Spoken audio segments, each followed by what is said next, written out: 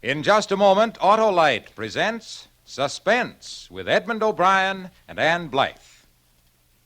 Say, Harlow. Hello, Hap. Let me see now. Autolite electrical parts are original factory parts.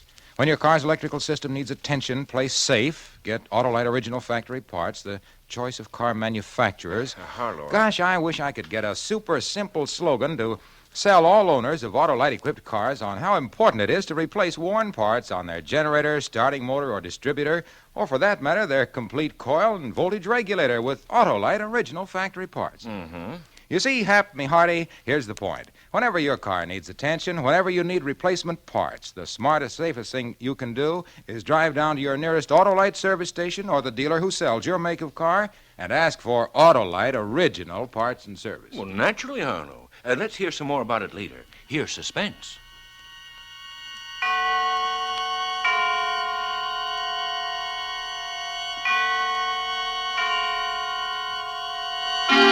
Suspense. Autolite and its 60,000 dealers and service stations bring you radio's outstanding theater of thrills. Starting tonight, Mr. Edmund O'Brien and Miss Ann Blythe in Anton Leader's production of Muddy Track, a tale well calculated to keep you in suspense.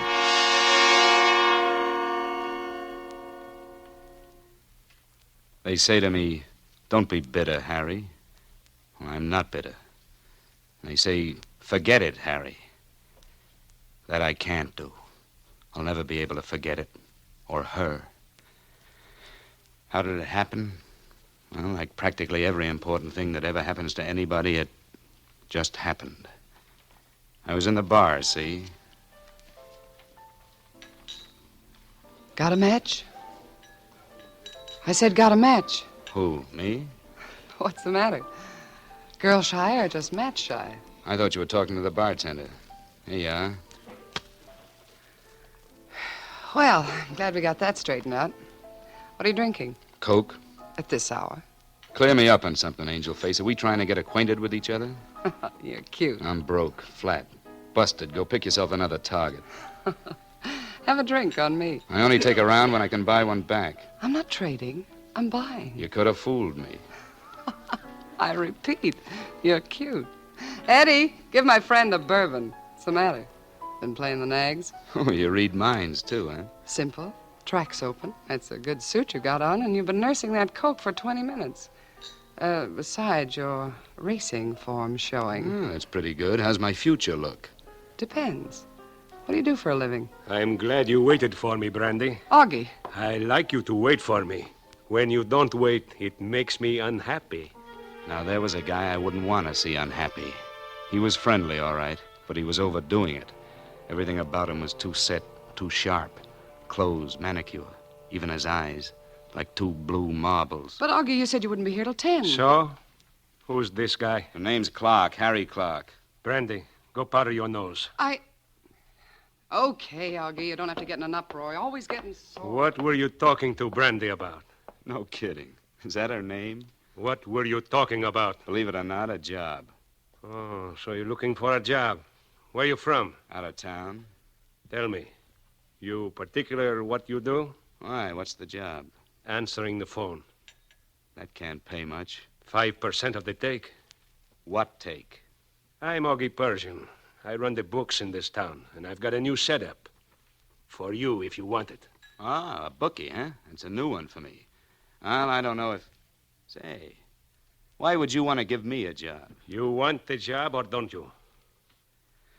Well, since you put it that way, Persian, we're in business. Eddie, a couple of more drinks. What are you drinking? Bourbon? On second thought, I think I'll switch to brandy. Not a good idea. Brandy lovers die young. I'll take that chance. You've got a lot of nerve, ain't you? Yeah, and that's all I've got. I'm flat broke. How do you feel about advances? I don't mind them at all, so long as you keep them in cash. I should have walked out then. It was too easy, but I couldn't kick too much. I had 25 of Persian's bucks in my pockets that guaranteed he'd pick me up in the morning like he said. was punctual. At 10:30 a.m. sharp, a big black sedan pulled up in front of my rooming house. Persian was all smiles as we drove across town to a small apartment house. He took me up to the third floor to apartment 3B, opened the door, and handed me the key. Well, this is where you work. Here's the scratch sheets, and there's the phone. Ah, nice place. By the way, who's Eleanor Grayson? Why? Well, that's the name over the bell. Oh, she lives in this apartment. She know you're using the place? You just answered the phone. Yeah, but suppose she came in. Look, you get here at 11 and pull out at 4. She'll never see you. That's the way I want it all the time, understand? But how do She I... thinks Brandy uses the apartment. Does she? You're too nosy, and you talk too much. Is that advice? Yeah, let's call it that. The boys have passed the word around about the new phone. You ought to be getting action pretty quick. Write up all the bets you take. I'll call you up from time to time with results. So long. It was one of those small apartments with a pull-down bed, but it was kind of nice. The sun came in at the windows of the living room. I had it in mind to explore the kitchen for a cup of coffee, but Persian was right. The word had got around. Hello? This is J.K. Give me 5 win, 5 show on oatmeal in the 3rd at Pimlico. 5 win, 5 show, oatmeal. Okay, J.K. By the way, how's the track there? Let's see. Pimlico? Raining, but still fast. Okay, thanks. I was in business. I still had the coffee on my mind, but I had something else on my mind, too. The picture of a girl smiling at me alongside the telephone. It was good to have company, even if it was only a picture frame, because I was beginning to develop a queer, creepy feeling. And again I thought, maybe I ought to get out. But they kept me too busy. It was almost 1 o'clock, and I still hadn't had that cup of coffee. The phone kept ringing, and the girl in the picture kept smiling. I felt kind of cold all of a sudden, maybe because I hadn't eaten all day. I headed for the kitchen, thinking there'd be some eggs at least, maybe some bacon. There was one of those swinging doors to the kitchen. I pushed it open. She was lying at the end of the kitchen, near the sink, all lumped up, her blonde hair matted with blood. I grabbed the stove to keep my legs from buckling. I was glad I hadn't eaten, but I turned her over just the same. It was Brandy. She was dead. So that's why Augie Persian hired me. And I'd called him a sucker.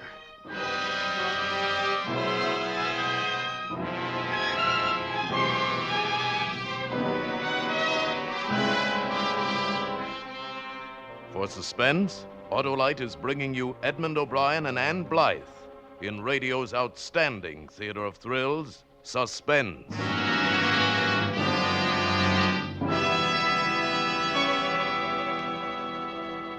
Say, Harlow, is it really as important as Autolite says to replace worn-out electrical parts in my car with original factory parts? Important? Why, by Cornelius, the Autolite people are the world's largest independent manufacturers of original factory parts for automobiles.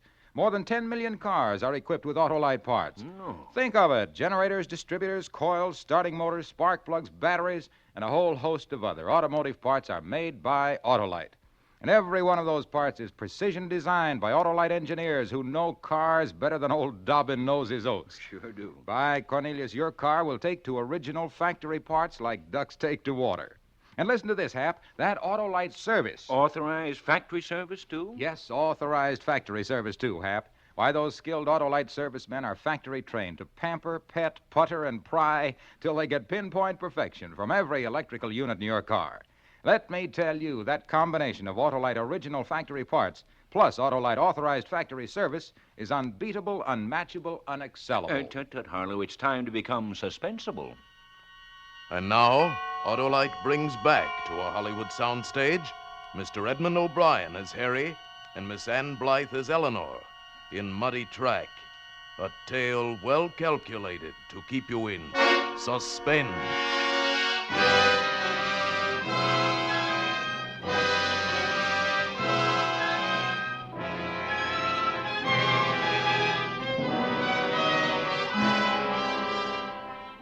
Brandy looked a whole lot different than she had last night. Her mascara had mixed with tears, and her face was bruised. Somebody had given her the backhand treatment. It had all the earmarks of a fine Persian hand. But the thing that had put her out of circulation was a blow on the back of her head. So Augie Persian had fitted me out for a murder rap. That's why he was so anxious to hire a guy he didn't know anything about. The doorbell. Who could that be? I looked around. I was 3 floors up. No fire escape. No back door. All I could do was hope they'd go away. Too late. Oh, I didn't think anybody was here. What do you want? Well, this is the day I clean up and change the lights. Not now. You can let it go until tomorrow. But I don't usually come here tomorrow. I said let it go. Say, who are you? Never mind. Here's a $1 for your trouble. Well, thank you, but I don't think I should take it. Make it next week. I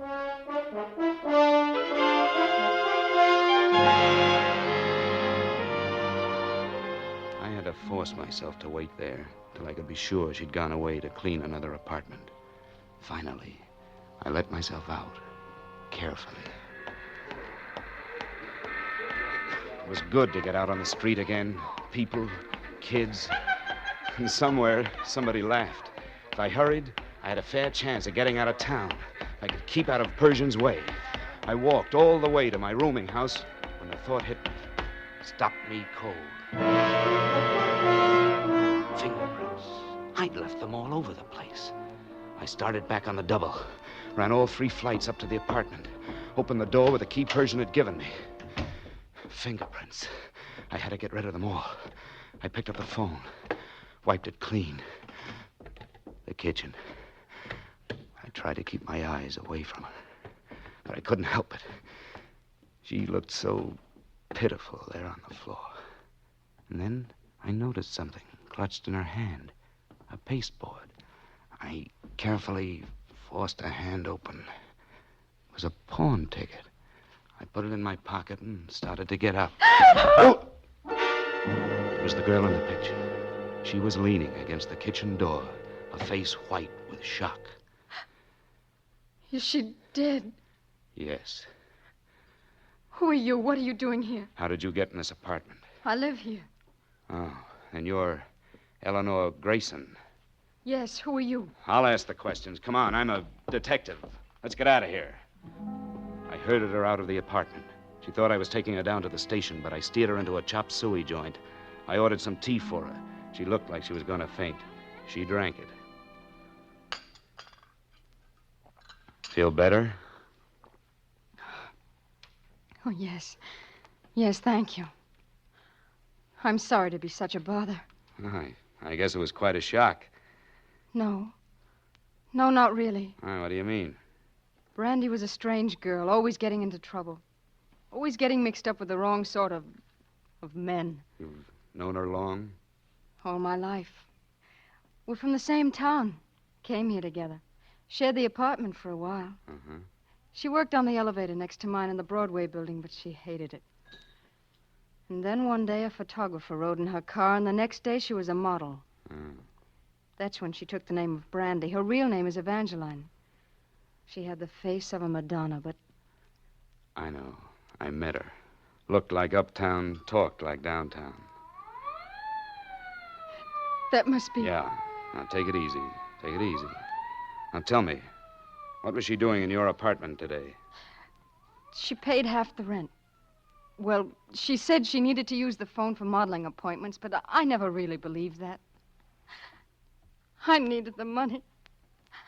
I shouldn't have let her. Now I'll get into trouble. She was killed in my apartment. Now they'll blame it on to me. Look, why don't you go away and stay with a friend tonight? You're in no shape to go back there. You're very understanding for a policeman. You'd be surprised about us policemen. You'll help me. Well, I'll do what I can.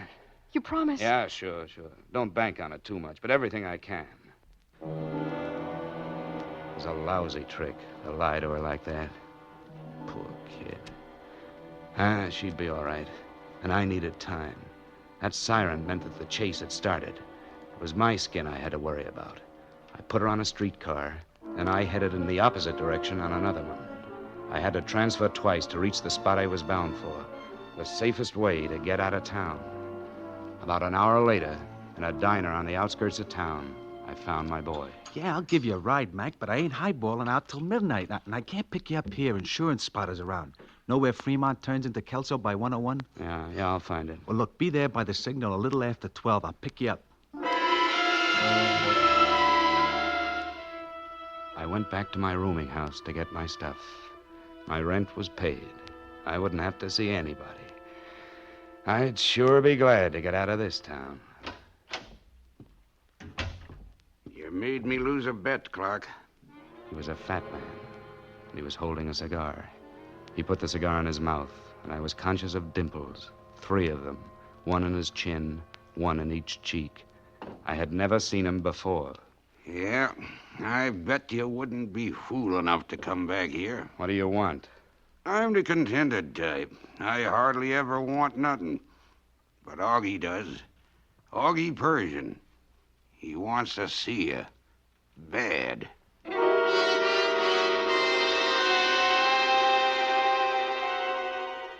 I didn't say anything. I didn't have any words to argue with the gun he pressed against me as we went down the stairs. There was a car about halfway down the block, a big black sedan.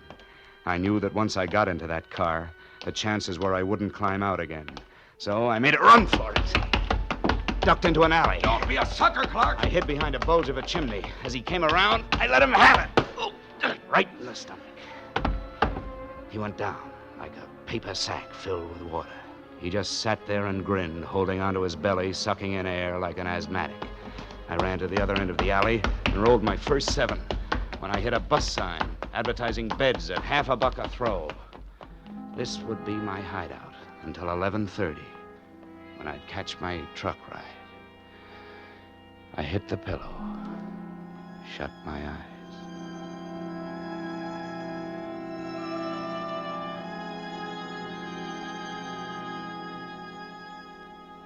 When I woke up, the sun was coming through the dirty windows. There were 2 old men talking close by. No, sirree. You don't catch me leaving town with that dragnet the cops got spread. What time is it? Huh? About 7 o'clock. 7 o'clock in the morning? Well, that ain't the moon shining out there.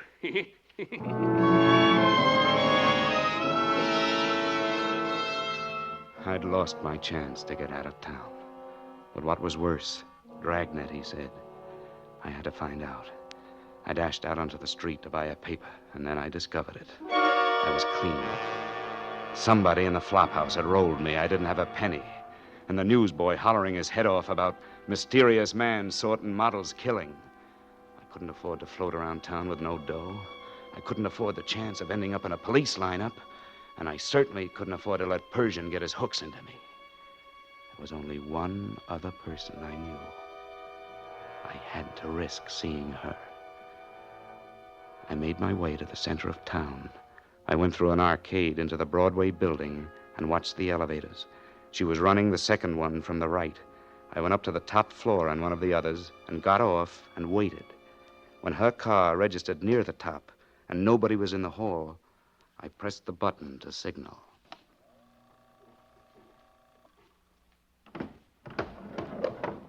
Down, please. I've got to talk to you. You're not a detective. You didn't fool me for long. I know, I'm sorry about that, but... Did you kill her? What? Why would I want to kill her? I just met her last night in a bar. But you were in the apartment leaning over. I know it looks bad, but you gotta believe me. That's the starter signal. I have to go. Please, wait. I haven't got anybody to turn to but you. They're looking for you. I know. The cleaning woman told. I wouldn't want you to think that I'll lose my job. Please. The police have been in the building all day. You'll get caught here. You gotta believe me. I didn't kill Brandy. I've got to go. Please, they'll catch you. Look, I'm broke. I haven't got a nickel. You gotta help me. I gotta talk to you. Well, here's $1. I'll try to get you more later. I get off work at 6. Meet me at the Chinese restaurant where you took me yesterday. Okay, thanks. The buck was crumpled in my fist till I got out of the building. Then I stuck it in my pocket and discovered a little piece of paper that got there first. It was the pawn ticket. The ticket I'd taken out of Brandy's hand when I found her in the kitchen of the apartment. It might be nothing. It might be something. I had to find out. Hey, Bud. Are you talking to me? Yeah, can you tell me where the Acme pawn shop is? Sure, right down the block there. Oh, thanks. Hey, mister, not that way, the other way, the other way! I knew which way I was going, all right, because in front of that pawn shop, I'd seen a long black car, and sitting behind the wheel was Augie Persian.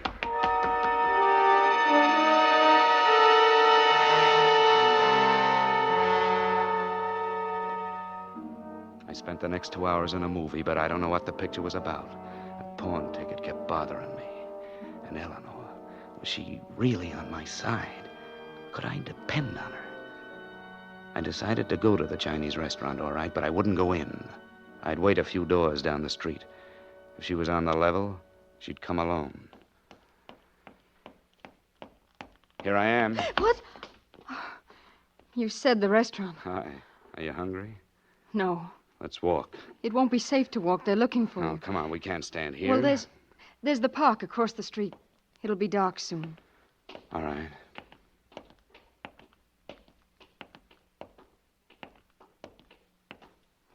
You look tired. I am. I'm dead. Here's a bench. Why don't we sit down? Okay. No, maybe it isn't such a good idea. Why not? Well, parks are full of cops snooping around. Maybe we'd better go, huh? No, let's stay. Here, sit down. Oh, it's nice here. Yeah. Quiet. No elevators, no noise, no people. Poor kid. I forgot. Isn't easy for you either, is it? I'm worried about you. What are you going to do? I don't know if I only had something to go on. Wait a minute. There is something. I almost forgot it. What? The pawn ticket. Pawn ticket? Yeah, I found it in Brandy's hand. Let me see it. I got it right here. Kiss me. Huh? There's a policeman. He's coming this way. Hurry up and kiss me. I held her in a clinch until the cop's footsteps disappeared past us. Every nerve tight as a stretched tendon. And then, suddenly, the tightness was gone. And there was something else in its place. It had started out as just a prop kiss. Just a guy and a gal on a park bench. But that wasn't what it turned into. Eleanor?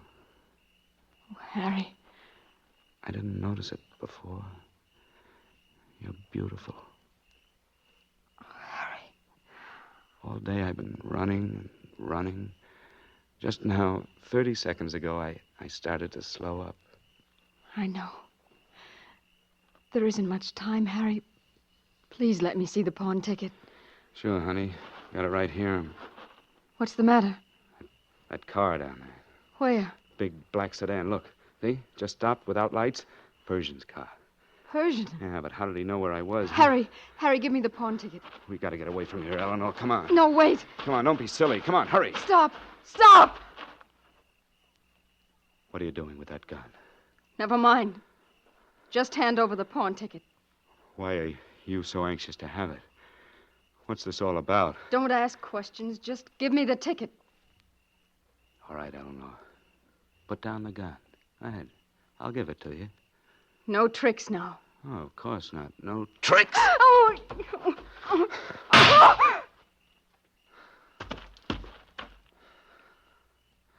Don't move, Clark. This is a gun I got, too. See if she's dead, Dimples. Okay, Augie. We were fighting for the gun. It went off. I don't understand why Don't ever trust a dame, Clark. Any dame. Eleanor told us you'd be here. In the Chinese restaurant or the park. She called me. What? She called you? She ain't dead, Augie. But she ain't gonna live very long. Looks like crime doesn't pay, Eleanor, huh? Don't kill him, Persian. Me kill Harry? Oh, no, Eleanor. You were the target for tonight. Me? Yeah.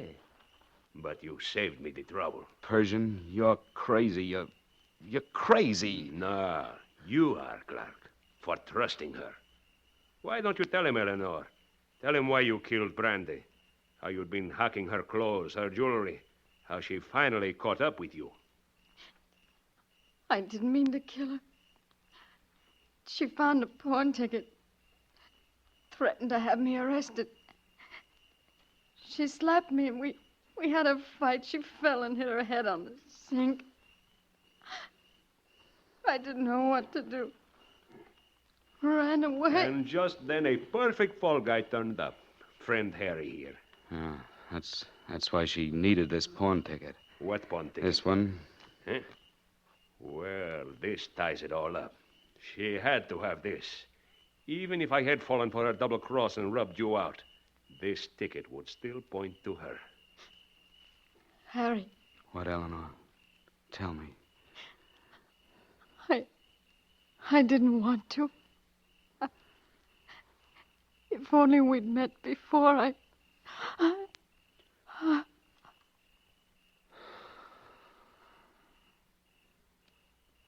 Well, that apartment is now available for new tenants. We better beat it, Augie. Hey, yeah. Come on, Harry. You know, I tried to catch up to you all day to give you protection. Oh, shut up. Yeah, I know, kid. I know. I had a girl, too. Leave me alone. Now, look, kid. Leave me alone. I said, shut up. Shut up.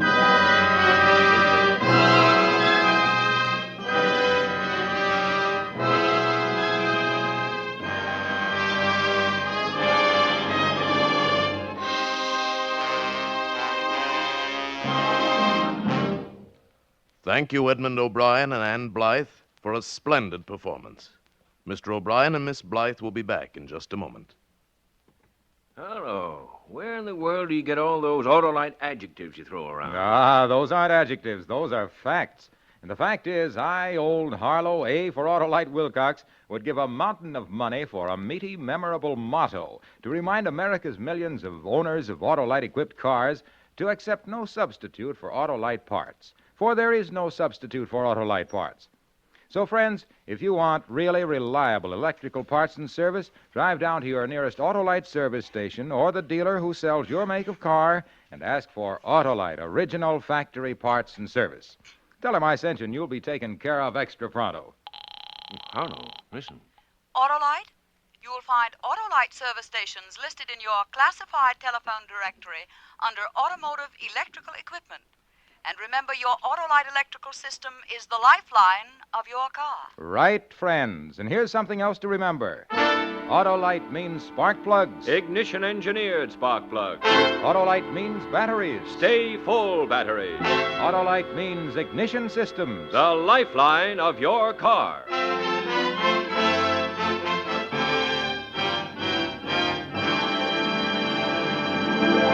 And now here again is Mr. Edmund O'Brien. I'd like to say for Ann Blythe and myself that it's been a pleasure to appear on Suspense tonight. That's right, Eddie. And next week we'll be listening to one of the most famous of all suspense shows, Agnes Moorehead in Sorry, Wrong Number. And that is really tops in Suspense. Ann Blythe appeared through the courtesy of Universal International and can now be seen in Mr. Peabody and the Mermaid, released by Universal International. Edmund O'Brien may soon be seen in Warner Brothers' Technicolor production, Fighter Squadron. Tonight's suspense play was written by Bob Shelley and Buckley Angel, with music composed by Lucien Moraweck and conducted by Lud Gluskin. The entire production was under the direction of Anton M. Leader. In the coming weeks, Suspense will present such stars as Ronald Coleman, Rosalind Russell, James Cagney, Margaret O'Brien, Claude Rains, and Peter Lorre. Make it a point to listen each Thursday to Suspense, radio's outstanding theater of thrills. And next Thursday, same time, hear Agnes Moorehead in Sorry, Wrong Number. This is the Autolite Suspense Show. On this Armistice Day, Autolite is proud to join all America in a salute to the United States Marine Corps on its 173rd anniversary. Good night. Switch to Autolite. This is CBS, the Columbia Broadcasting System.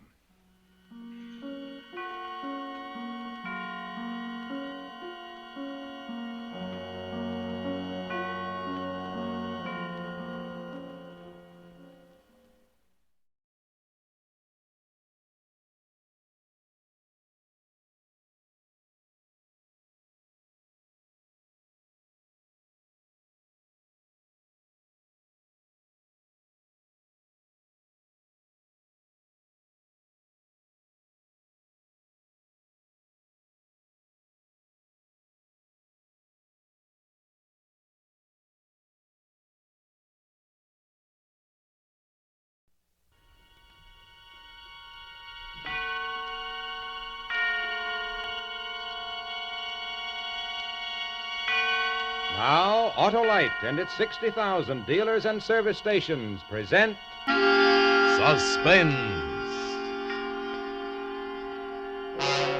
Tonight, Autolite brings you Academy Award winner Miss Claire Trevor in The Light Switch, a suspense play produced and directed by Anton M. Leader.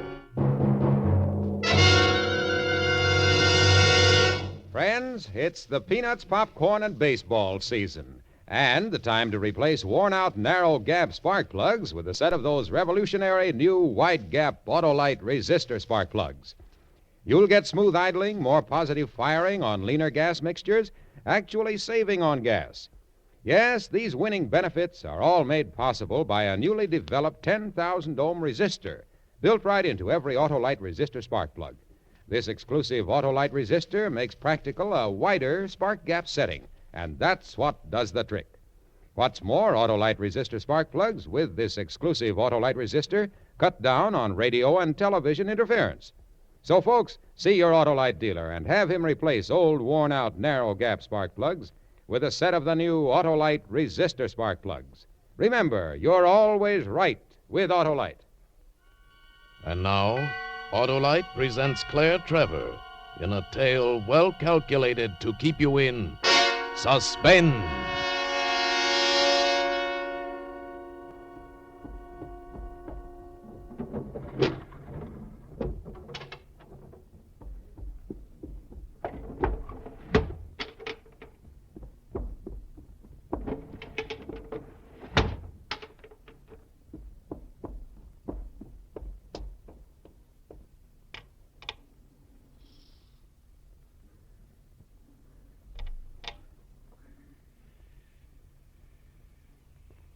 Every window was locked now. Every jet of gas was on full. There was nothing impulsive left in me. My actions were purely mechanical. I moved as if guided by a subconscious force. I selected a light fixture near the door, tapped the globe with an ashtray until it broke and the glass fell to my feet. For an instant, the naked little wires that had made up the filament seemed to hypnotize me. At 7:30, when he switches on the lights, those tiny wires will cause the spark that'll blow everything I despise in the world out of my life. Everything I despise, everything I loathe, and yet everything I love.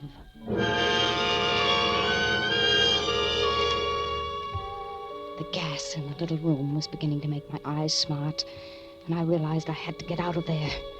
I started to open the door when something told me to stop. It was lucky. I pressed my ear against the panel. I could hear voices outside. People were talking in the hall. I'd have to wait. Couldn't get panicky. Just had to wait, that was all. I thought of shutting off the gas, but they'd be gone in a second. Seconds. It seemed like hours before the voices finally died away. I heard a hall door shut behind them. Now I had to be fast. The gas was beginning to make me feel strange. I listened for an instant more, then turned the knob and started out just in time to see two men getting off the elevator. Stepped inside again and shut the door. I'd have to wait.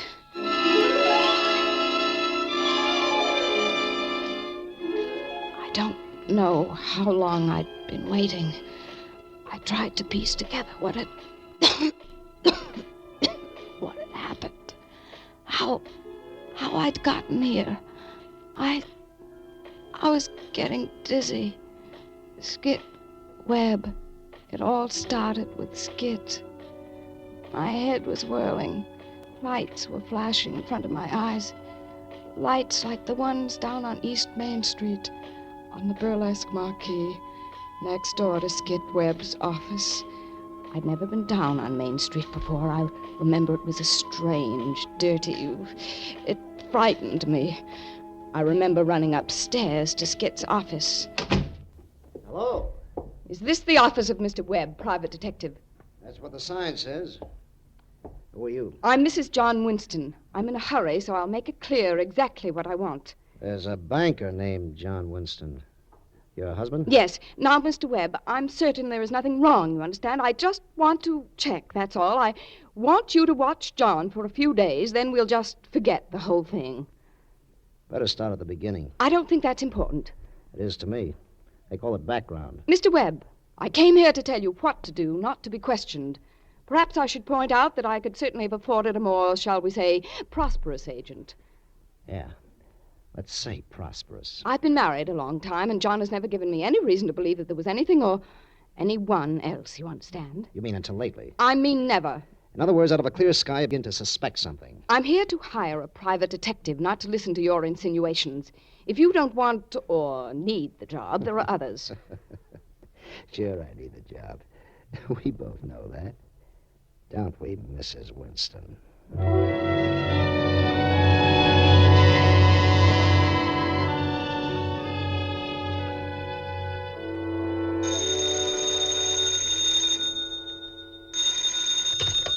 Hello. Hello, Mrs. Winston. Can you talk? I mean, are you alone? Yes. Who is this? This is Webb, Skid Webb. Remember last week? Who? Skid Webb, the private investigator you hired. Oh, yes. I'd almost forgotten about that. I'm afraid I was acting quite foolishly that day. I had some sort of a silly argument with John about his working so late, you understand. What I called about, Mrs. Winston, is that I've been tailing John Boy all week. And I think maybe you might have something after all. You don't mean that. You lie. No, Mrs. Winston. I really mean it. You lie. Do you hear me? You lie. You're a liar. Oh. 8. Hello? Hello, is this Mr. Webb? Well, Mrs. Winston. I didn't expect I'd hear from you again. Mr. Webb, tell me. Where was he? What was her name? Do you know that? Take it easy. Look, first you come in the office and give me no information, then when I dig something up for you, you throw a tantrum. What's with that? All right, I'm sorry. I'll try to be more sensible. Now tell me. Well, it's going to take a little time before I can make a definite report. A little time and a lot more work. But I hired you to do a simple... Want your dough back? No. No, I'd like you to find out anything you can. Okay. Then play it my way just for a short time. As soon as I can, I'll give you some definite information. All right. But I want you to tell me everything as it goes along, Mr. Webb. Okay. And why not just call me Skid? I'd rather leave it at Mr. Webb, if you don't mind. No, I don't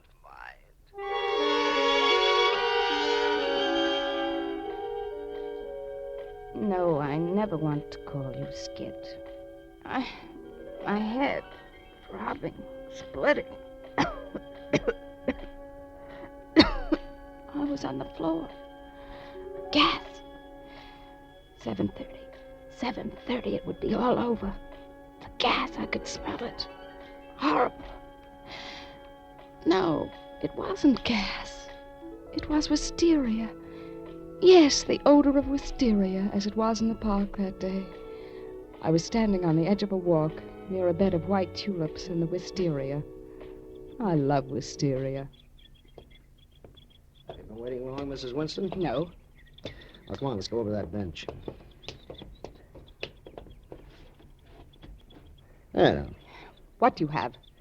Well, John Boy seems to have pretty well settled down to one gal. Another woman? I don't believe you, Mr. Webb. Girls, perhaps, but not another woman. Okay. Well, you can't tell yet anyway. You're making the whole thing up. Then forget it. It's your type, that gut I said type. forget it. Look, Mrs. Winston, I don't take that from anyone. You think just because you came down Main Street and you were hiring a two-bit snoop? Just a minute, Mr. Webb. I'm not through yet. Just because I don't have a plushy suite on the west side, you think that's the biggest case I've ever had? Sure, I've got a cheap office and a rundown joint. Sure, I've had better times. Let me tell you about them. I'm not interested in your past, and I thoroughly resent your insolence. Ever hear of Juanita Cole, Mrs. Winston? No? Well, I guess you wouldn't have. Juanita had an insurance deal, filled the room with gas, and hooked up a cigarette lighter to an alarm clock, so that at a certain time the lighter would spark and blow the whole joint up. Would have worked, too, except the clock stopped. Yeah, it was a clever stunt. You know who broke the case? I did. Yeah, me, the two-bit snoop you wanted to hire. And I can name other cases just as big. Mr. Webb, I don't see what all of this has to do with me, but if you're quite through now, Oh, you don't, huh? Well, I'll tell you. I'm sick of this high and mighty routine you've been giving me. I've got you pegged, Mrs. Winston. I know what's going on inside that head of yours. You told me you were 32. In your case, that means maybe 40. That's not true. You know you're slipping. You can't face it. What do you mean? Your husband, he's lost interest. No. You've been put on a shelf. He's found somebody else. You can't take it. Shut up! Shut up! Okay. I guess that covers it. And don't bother firing me. I've quit. What? Get yourself another boy. No. No, no, no. No, you can't quit. I already have. But I'm depending on you. You can't leave me now. I've got to find out. Please. Please, I need you. I need somebody. That's no lie. You've got to help me. Well, maybe. That depends on you. On me? Maybe if we were to climb down off that high Oh, horse, I will. Anything. Okay. All I know so far is that instead of being at a board meeting like he told you last Wednesday night, remember? Where was he? Had dinner at the gourmet, private room. After that, I lost him. What did she look like? Typical. Blonde, about 25, theatrical looking, pretty well put together. Oh, stop it. Well, you asked me. What else? She met him for lunch on Friday. I think she may be in a show downtown. That's all I know now, but I'll keep checking. Yes, keep checking. But you've got to promise not to get all hot and bothered until we're ready to move. I promise, Mr. Webb. I'll be as cold as ice.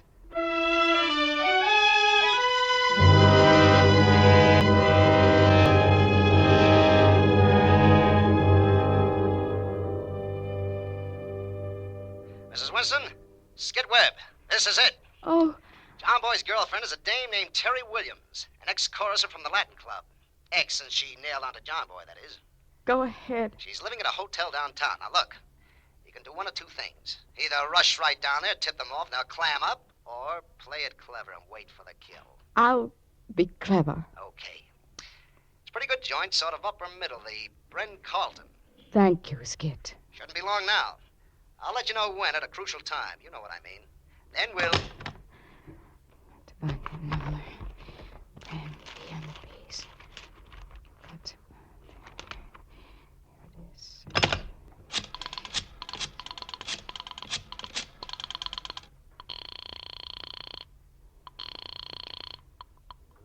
Hotel Bren Carlton. Oh, yes, Bren Carlton. Do you have a Terry Williams there? Terry Williams? Yes, apartment 504. I'll ring her. Never mind. After I hung up, all the strength seemed to drain out of me. I leaned heavily against the nightstand, and the lamp fell to the floor. For one instant after the globe had broken, the light glowed on. That's how life was. There was always a final spark after the brightness was gone.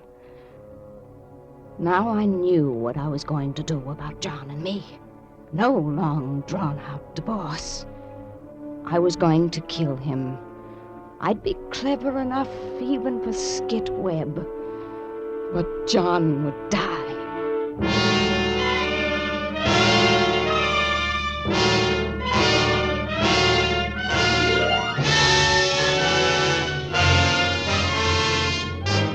For Suspense, Autolite is bringing you Claire Trevor in radio's outstanding theater of thrills, Suspense.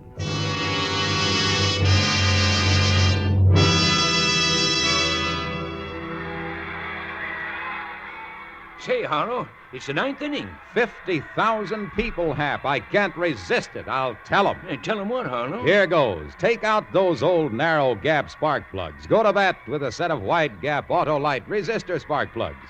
They make your engine idle smoother, give better performance on leaner gas mixtures, actually save gas. Why, that newly developed 10,000 ohm Autolite resistor, found in no other automotive type spark plug, increases electrode life 200% and more. Harlow, the slugger is up. It's a 4-bagger, Hap. And so are sensational wide-gap Autolite resistor spark plugs. What's more, that exclusive Autolite resistor cuts down on radio and television interference, too. So see your Autolite dealer and get a set of those remarkable, irresistible, sensational new wide-gap Autolite resistor spark plugs today. Come on now, Harlow. We got to switch from baseball to suspense. And now, Autolite brings back to our Hollywood soundstage Claire Trevor as Mrs. Winston in The Light Switch, a tale well calculated to keep you in suspense.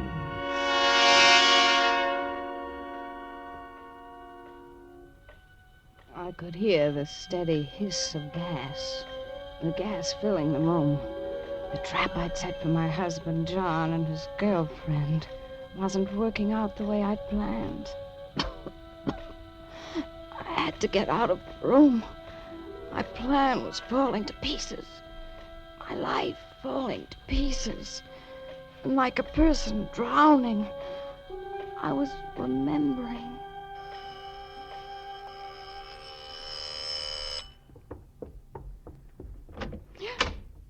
You. What were you expecting? I told you not to come here.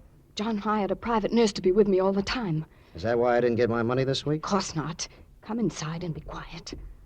I'm all right, Mr. Webb. I've been trying to contact you anyway. To pay me? My expenses have been running up, you know. I figure maybe a couple of hundred. Oh, forget that. Do you want to make some good money? You kidding? Skit, I'm very clever now. Very clever. Switch? I'll play it any way you like. You say where and when, and I'll stay quiet. But first, I've got to trust you. And I don't now. Why? I've given you the straight all along. When the time is right, we'll be able to put John Boy right where he belongs. Fine, but all I have gotten from you is hearsay. Certainly you gave me the name of Terry Williams, and I checked myself. You didn't? I didn't do anything, just found out she lived in 504. But still, she could be any girl. I've got to know. Well, what do you want? I want to see them myself. Huh? Oh, now look, that's just about impossible. They're very cagey. The only reason I can tag them is because I know my business. That is, unless you want to take the chance of tipping the whole thing off. No, I just want to see them at the Brent Carlton. Well, I haven't caught them there myself yet. All right, Skit. Until then, you are off the payroll. Well, it may not be as easy as all that. How much if I can? Now, I'm not a mind reader, you know. I can't tell what they're going to do before they do it. 500. And from then on, I won't question you. Well, I don't know. May take a week, maybe a month. I don't have much to go on. Please understand. I have to know myself. How about last week's dough? Can you get it now? Yes. Huh. I'll do my best. You go get what you owe me. You wait here in the hall.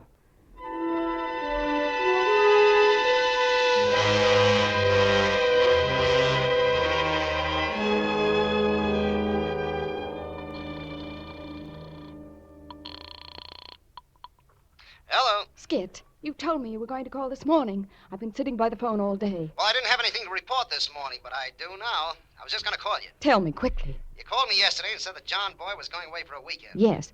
Well, get the $500 ready. I was able to tap a phone conversation. Pretty tricky job, too. Go ahead. He's picking Terry Williams up in a taxi tonight at 7:15. They'll arrive at her apartment around 7:30 for dinner. Got that? Yes. Okay. You wait in your car across the street. I'll join you there. All right. Now, listen, don't lose your head and mess up the whole deal. No, I won't. I may be a little late. I've got to tail them this afternoon, make sure everything runs right. So they may beat me there. If they do, you can watch them go in, but wait for me. Be clever, Mrs. Winston. Clever. Yes, Skit. Clever. You'll never know how clever. I managed to get away from my nurse. Came here, got the key from one of the pigeonholes when the desk clerk wasn't looking, and let myself in. Apartment 504. Terry Williams' apartment. That's clever, Mr. Webb. Then I locked the windows, turned on the gas, and cracked a light bulb so it would spark when the lights were switched on. And now you'll see how clever I am at 7:30 when they... 7:30. I've got to get out. The door. The door. I've got to get to that door. Are you kidding, Eva? Of course she's drunk. I tell you she ain't, Harry. Oh, look at her eyes. She's a loader. Lights! Don't turn on the lights. They're already on, honey. Where am I? How did I get here? You got me there, baby. Eva and I just got off the elevator, and there you were, staggering up and down the hall like hall. I got into the hall. What room is this? Why, it's our room, honey. You folded right in front of our door. I'm Eva, and this here's... Harry and Eva, honey. You remember Harry and Eva vaudeville, played all the big-time Palace, Chicago, Detroit, you remember? No, she don't, Harry. Well, why don't she? Please, I mean, What's the number of this room? 505. Then 504 is next door. Yeah, that's real smart. Yeah, 504 is next door. Then comes 503, 502. Please help me up. I've got That's to... where you come from, 504? Terry having a party or something? No, that isn't where I came Oh, from. fine girl, Terry. She was overdue, you know. Hey, if Terry's having a party, maybe we ought to drop in. Oh, no. Why not? We haven't seen much of her since she started running around with her new boyfriend. Come on! No, I mean, there's no party there, and I didn't come from there. Then how do you know there's no party there? Please help me up. I've got to get out of here right now. I don't know, honey. You don't look so good to me. Why don't you just lie down a few minutes and then maybe Minutes? What time is it? It's time for a drink. That's what time it is. Now, you wait just right here, and I'll get it. Oh, please tell me what time it is. Oh, about 7:30. No, I mean the exact time. Say, you're pretty particular, honey. Okay. It's exactly 7:26. That good enough for you? 4 minutes. I've got to leave. You've got to help me out of here right now. Do you understand? Right now. Help me up, I tell you. Well, okay, Help honey, me up. okay. Don't get so upset. Here. Oh, thank you. Well, here you are, girls. Here's your drink. No, thanks. I don't care. Come on, sit down and drink it. It'll do you No, good. please. I said sit down. Oh, why'd you want to push her, Harry? Well, what's with this babe anyway? I don't know, but she don't look so hot to me. Maybe we ought to send for a doctor. I don't need a doctor. Hey, wait a minute. I just figured out what's wrong with you. What? You're unhappy. That's what's wrong. And that's something I can't stand to see. Anybody unhappy. Well, we got just a thing for that, even me. We'll give you a little routine. Routine? Yes, sir. It'll snap you right out of it in no time. Come on, Eva. Oh, I'm just wild about Harry. No. Come on, Eva. Come on. Oh, I'm just wild about Harry. And Harry's wild about me. Now, watch your stuff, Those honey. heavenly kisses.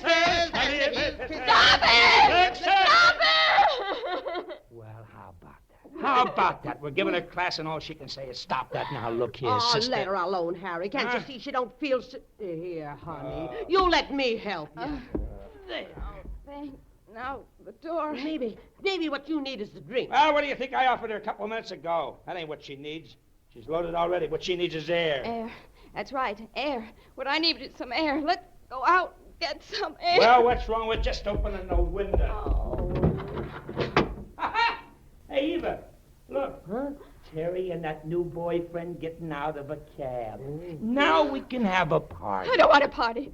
I want to get out right now. Can't you understand? Get me out of Harry, here. maybe we better get her out of here. I'm kind of worried about her. Yes, we must get out. We got to help her downstairs, Harry. Oh, how come we always get tangled up with creeps like this? Please help me. Come on, Harry. Come on.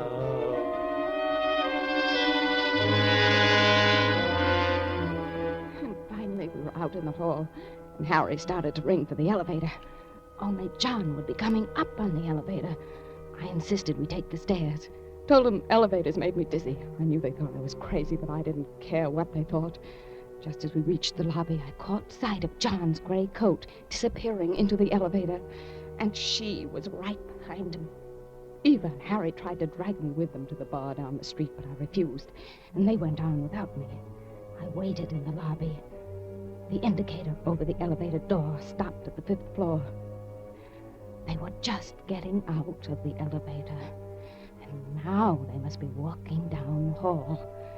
I could almost see John fitting the key.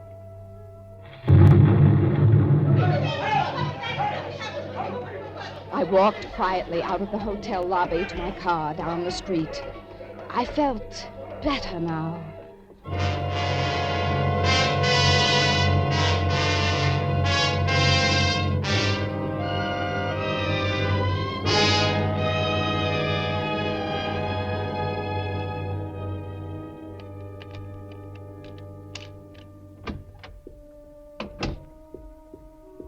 As I let myself in the front door, I knew I'd done everything right.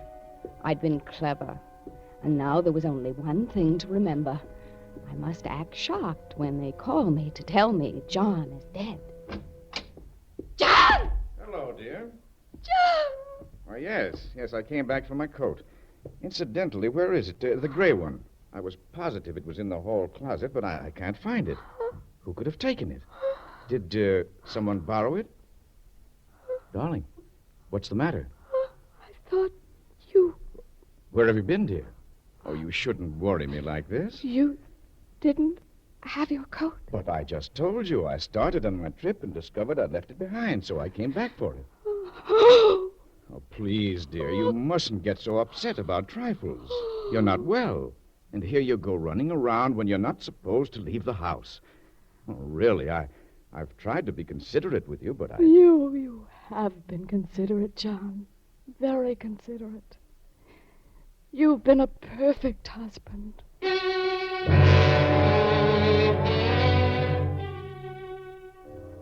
The police will be here any minute.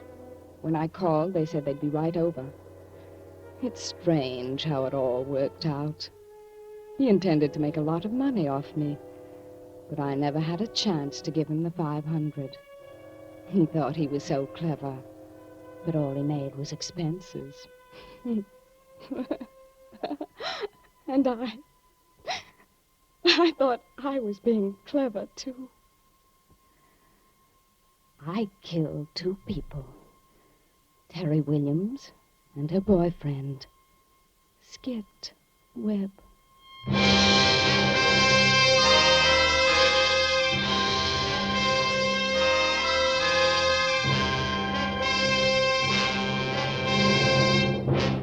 Thank you, Claire Trevor, for a splendid performance. Oh, Miss Trevor, Yes, Mr. Wilcox. remember what you said at rehearsal? You mean that some women don't know a spark plug from a hill of beans? That's right. Well, just in case you're one of those women, I went out to my car and got a spark plug. Oh. Now, you see how you can tell the difference?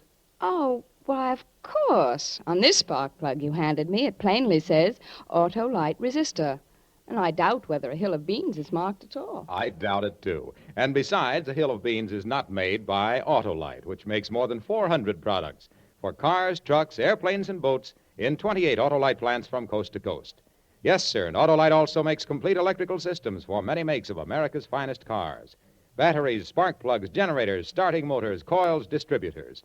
All engineered to fit together perfectly, work together perfectly because they're a perfect team. So, folks, don't accept electrical parts that are supposed to be as good. Ask for and insist on Autolite, original factory parts, at your neighborhood service station, car dealer, garage, or repair shop. Remember, you're always right with Autolite.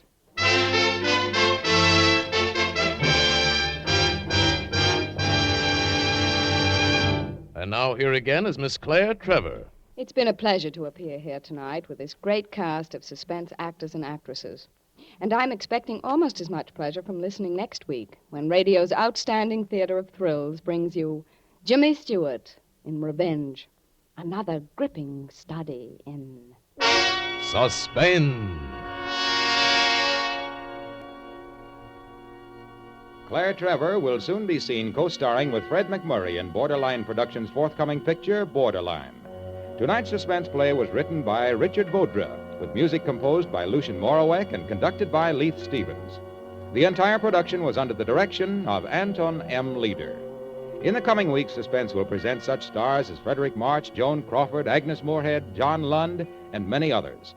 Make it a point to listen each Thursday to Suspense, radio's outstanding theater of thrills. And next Thursday, same time, hear James Stewart in Revenge. You can buy Autolite resistor spark plugs, Autolite stay-full batteries, Autolite electrical parts at your neighborhood Autolite dealers. Switch to Autolite. Good night. This is CBS, the Columbia Broadcasting System.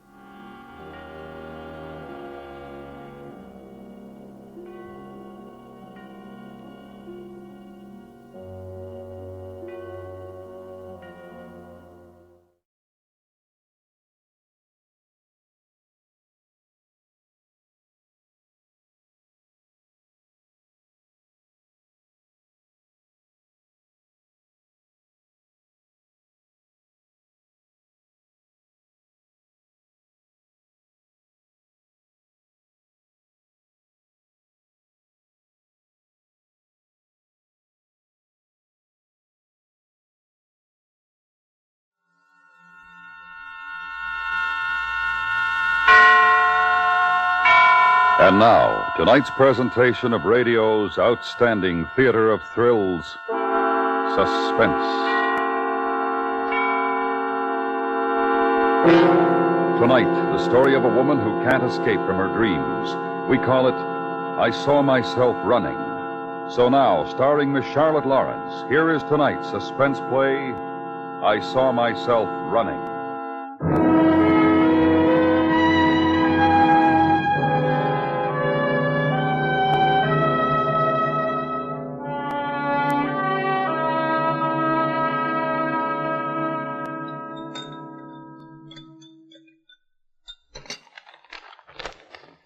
You through with the magazine section, sweetie?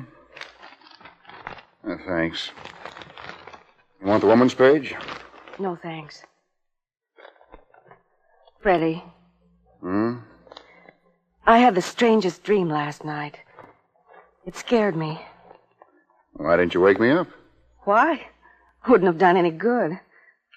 It's the funniest thing. It was a nightmare, I guess. You know, the kind where you see yourself running away from something or somebody. Too much brandy. I want to ask you. It's very important. What, darling? Do you notice how sometimes, in a dream, everything is happening to you, then suddenly you find yourself standing there watching it, watching yourself, and you say, it's a dream, and I don't have to be frightened because in a minute I'll wake up. Yeah, I guess so. Well, last night, a lot of other nights it's been different. Starts the same way. I'm running away. Somebody I don't know is following me. And then there are two of us. Both me. Running. Coffee still hot? Freddie. Sue. Honey, I don't know anything about dreams. If you want to know what I think it means, I don't know. Offhand, I'd say that last brandy. More coffee?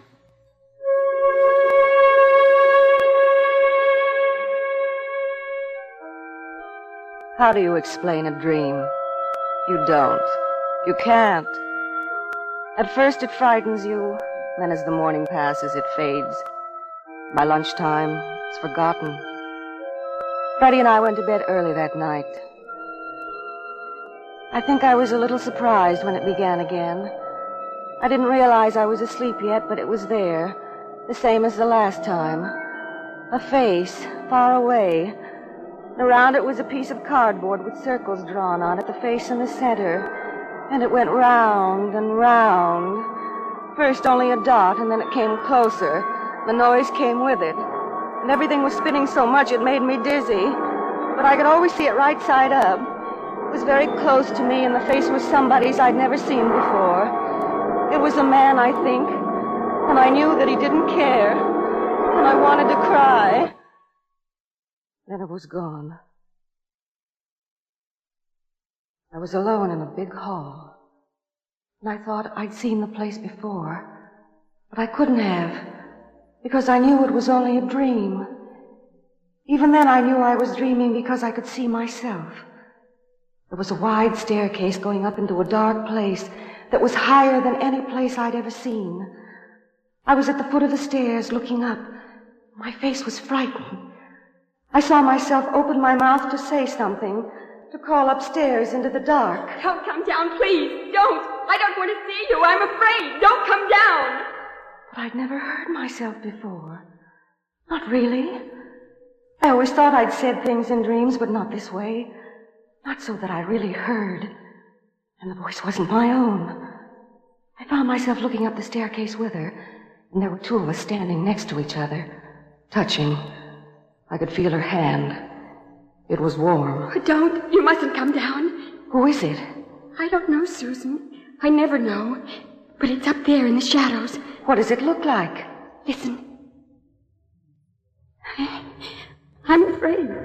It'll come down soon and I'll try to run, but I won't be able to get away. It's always the same. Oh, this is a dream. It's a dream. I'm having a dream. I can wake up now if I want to. I'll be here alone then. You always leave me here, alone. Oh, that's silly. How can I leave you alone when you're me? It's only a dream. I can wake up now. No, you've got to stay this time. Look up there. It'll be coming down in a minute. We'll have to run. I won't run. I always do. I have to. No, I want to see it. It'll kill you if you stay. Well, how do you know you haven't even seen it? It'll kill me, too. I'm afraid. This is a dream. There's nothing to be afraid of. It's coming down. Run! Run! We ran, the both of us. And all this time in all my dreams, that girl I'd seen hadn't been me at all. And then the great hall and staircase wasn't there. We were in a lovely garden. It was very quiet except for a single bird. And it sang strangely and sadly. Why do you dream? What a silly question. Everybody dreams. If you didn't dream, I wouldn't have to be here. I wouldn't be afraid all the time. There's nothing to be afraid of. It's warm. So peaceful. Look at the roses. The caterpillars. I'm afraid of caterpillars. I used to be. I'm not anymore. I'm still afraid of them. I remember the first time you dreamed of them. You'd been frightened when one crawled on your hand. You were very small then. That's the first time I had to be afraid of them. That was a long time ago. I don't mind them now. I do. I mind everything you think you've forgotten. Look, there's one crawling on my shoe. Will you squash the caterpillar? I can't. I'm afraid. All right. What is this place? It's an airplane. I've never been in an airplane before. I know. I'm afraid of them. I'll fall out. Hold on to me. You won't fall. It's only a dream. You keep saying that. What? It's only a dream. Doesn't matter to you. You can wake up. I can't. I have to stay. I have to live with this all the time. Where are we going? I don't know. Look. We're going to fall. We're going to fall now. It'll be all right. We've got our parachutes on. I know. You have to count to 3 or 10 and then pull the ring. I've seen them do it in the movies. We'll be all right. We'll jump. No, I can't. I can't. We've got to. I can't. It's such a nice floating sensation. I'd no idea we were so high. I've got to count to 10 and pull the ring. 1, 2, 3, 4, 5, 6, 7, 8, 9, 10. I can't find it. I can't find it. It won't work. I'm going to die. I'm falling. I'm going to die.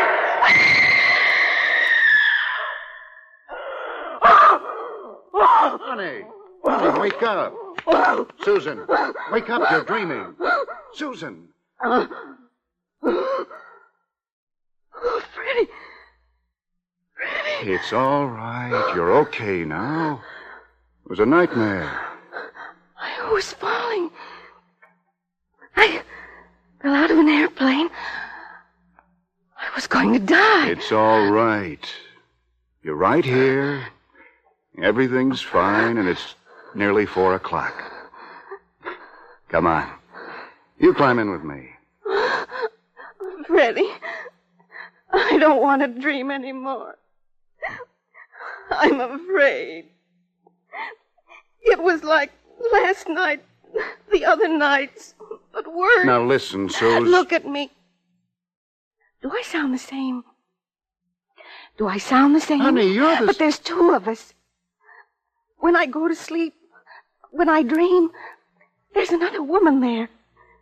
That's who I've been seeing all these years. It's someone else. She's there all the time. Freddie, I don't want to dream anymore. Something's going to happen. I'm afraid.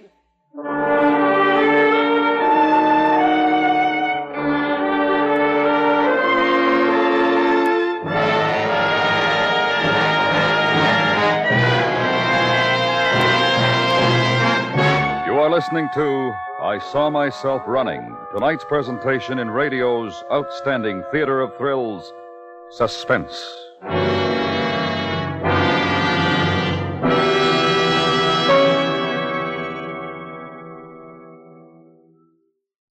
There are more people in hospitals with mental illness than with polio, cancer, heart disease, TB, and all other diseases put together. Let's stop the spread of mental illness right now. Help your mental health association in its fight for better hospitals, more clinics, and more research. Give today to your mental health fund. And now we bring back to our Hollywood soundstage Miss Charlotte Lawrence, starring in tonight's production of I Saw Myself Running, a tale well calculated to keep you in suspense.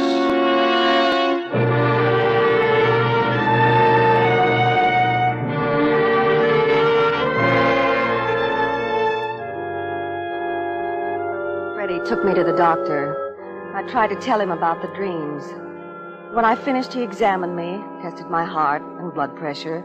Then he said, Susan, you're tired. That's what's the matter with you. But I haven't been doing anything to be tired. Really, I haven't. You're overwrought. Well, it's not serious. You're in good shape.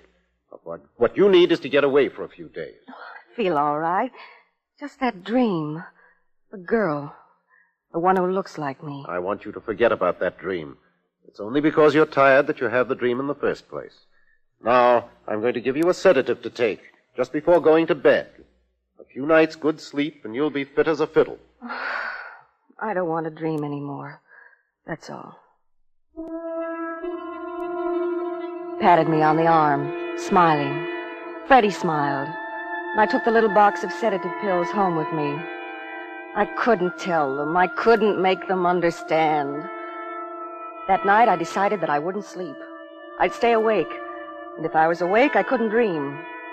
At 7 o'clock, when Freddie got up, I pretended to still be asleep.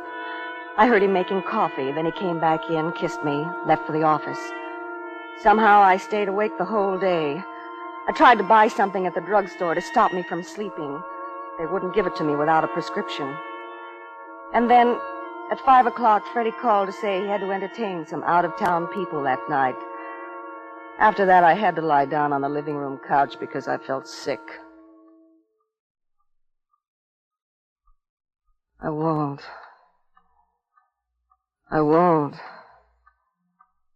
I'm not going to go to sleep. Oh, I've got to lie down for a while. In a minute, I'll feel all right. And I can get up. In a minute.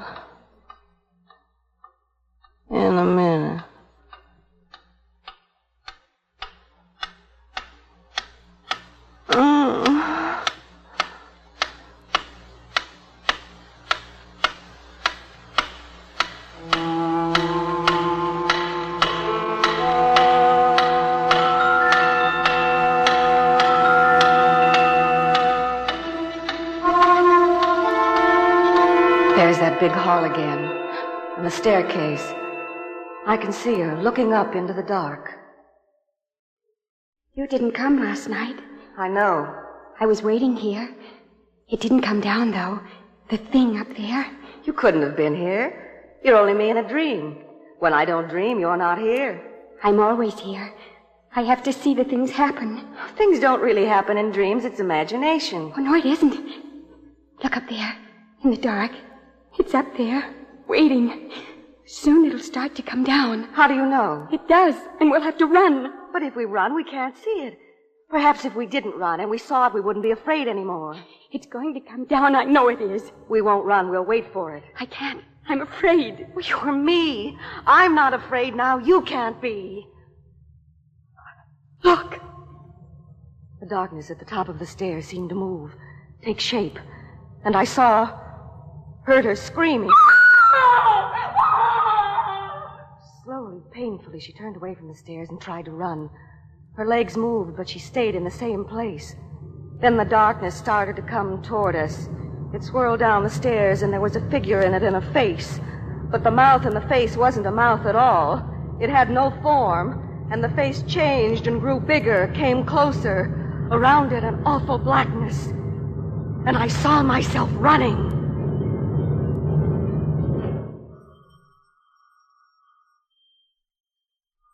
We were standing in a narrow stone passageway.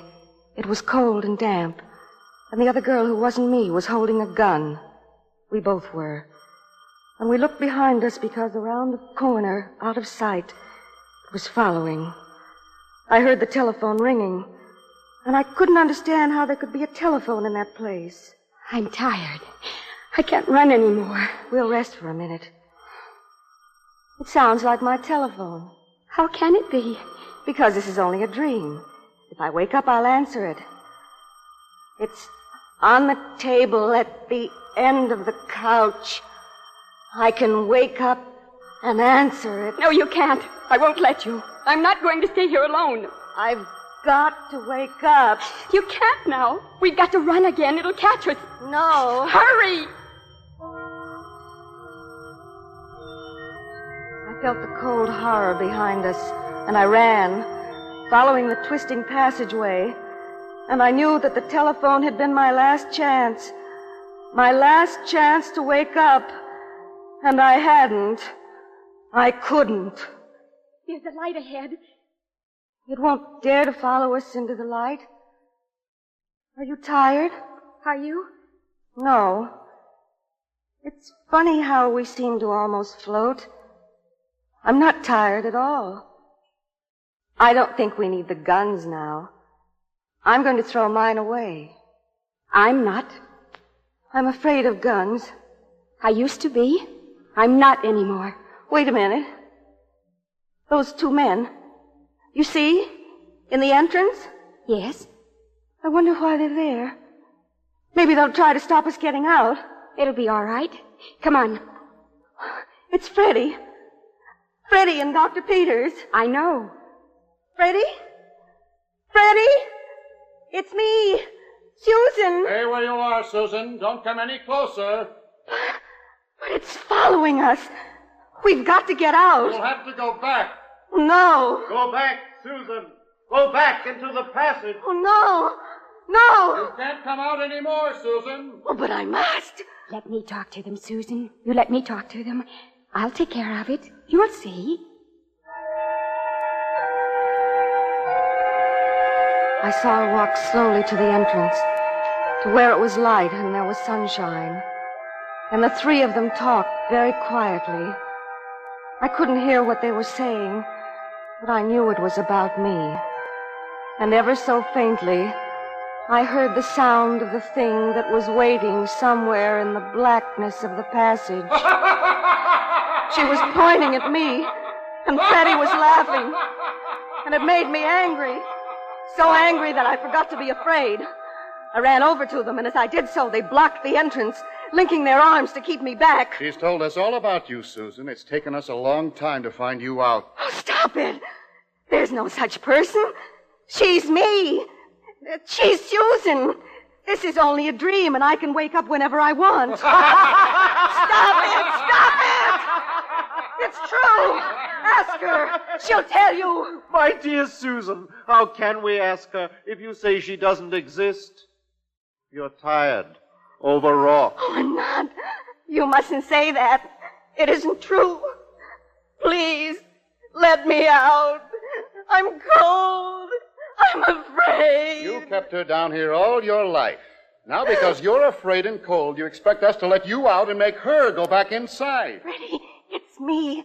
I'm your wife. Freddie. I've always been fair. I want to be fair this time. We have to be fair. Sue, what do you think? Should we let her out? No. She'll only wake up and leave me there.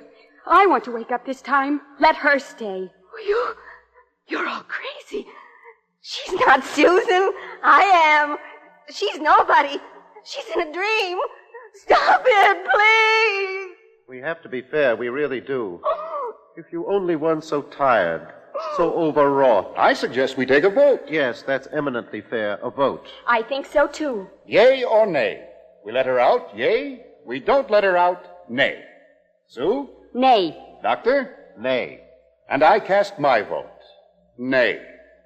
The vote has been taken and duly recorded. You can't make me stay here. I won't. I think that you'd better talk to her. You're a woman. It's better that way. Doctor and I'll wait for you outside. All right. Don't be afraid. You don't have to be afraid now. That comes later when you have to go back into the passage. When I wake up. You can't wake up. Never. You're not alive. I want to tell you something. I'm not going to be like you. I'll never dream ever again. You're going to stay here alone, just the way you made me do it all your life. You can run.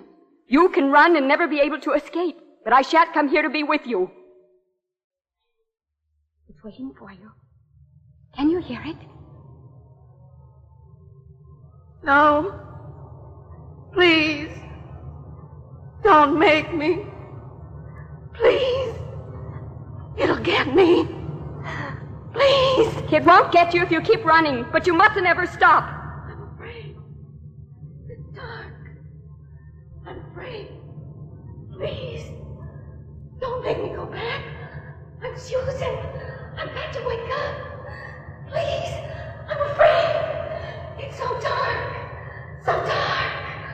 I've got to run. Run.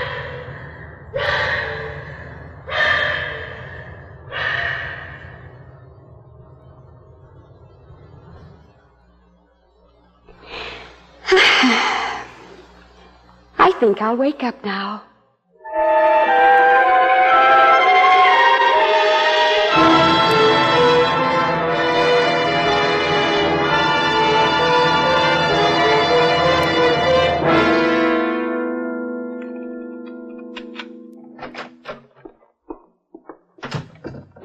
Susan! Susan! Oh, darling, are you all right? Susan? Oh. I called you, but there was no answer. I was worried. You all right? Feeling better? Oh. You look better. Say, you know what? I've arranged to take 5 days off from the office. We'll go to the mountains. That's what the doctor ordered. How about it? Oh, it sounds wonderful, Freddie. I figure if we... Suze? Yes, darling? Your voice... It sounds funny. My voice? Well, it's me. It's the only voice I've got. Doesn't sound like you. Are you sure you're... Silly. How can it be me and not sound like me? Silly. Give me a kiss? Suze. What's the matter with your voice?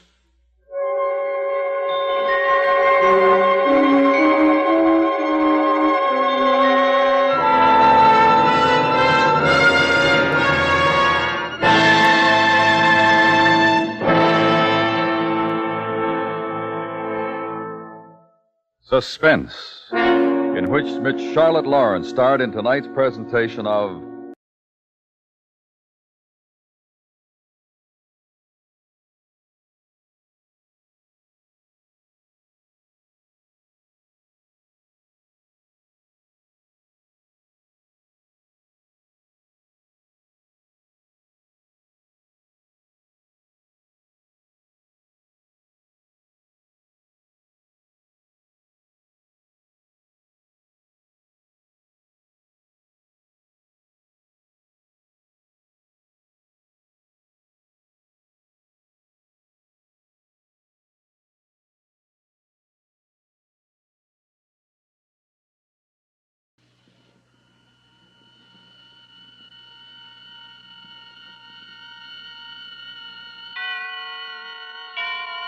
And now, tonight's presentation of radio's outstanding theater of thrills, Suspense.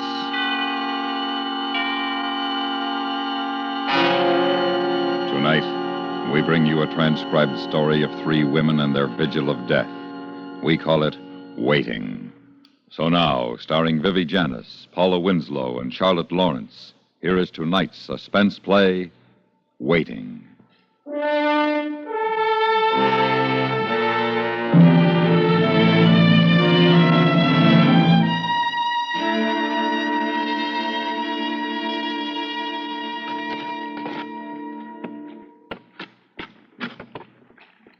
Do you want me to put butter on them, Aline?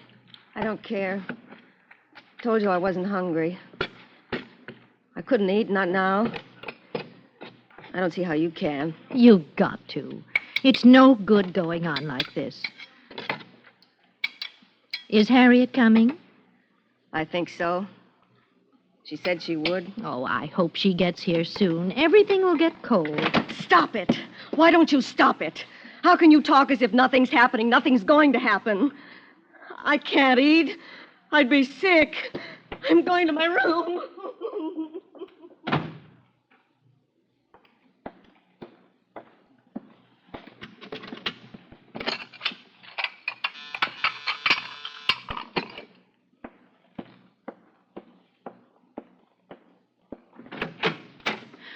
Oh, come in, Harriet. I was just wondering if you were going to be late. Does it make any difference? Now, you mustn't talk like that. Life goes on. I know it's hard to see that now, but you will. Time is kind to us. Mr. Mailer's still trying to see the governor. Mrs. Martinson, could I have a drink? Oh, well, I'm afraid there isn't anything since... It doesn't matter. Where's Eileen? She's lying down. She's not taking it the way you are. Oh, I'm afraid these last few hours are going to be awful. I've been trying to get her to take one of those pills the doctor left. She won't. I've got some nice dinner ready, Harriet. Why don't you see if you can get Eileen to have some? It'll give her strength, poor dear. All right.